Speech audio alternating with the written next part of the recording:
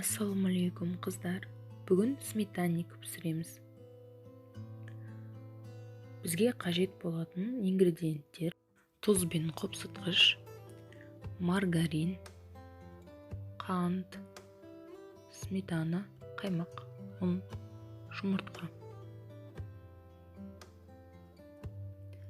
Маргаринді үстіп теркадан өткіземіз.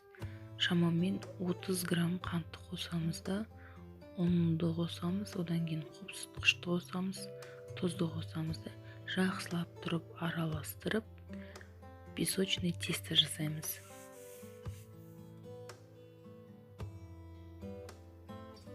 Жасап болған тестамызды тоңазытқышқа жарты сағатқа, болмаса 1 сағатқа салып қоямыз.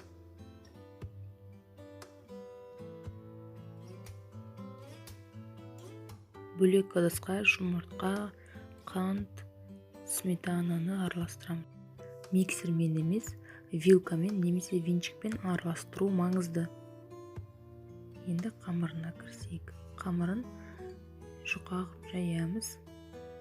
Мен диаметрі 22 немесе 24-ке пісіремін.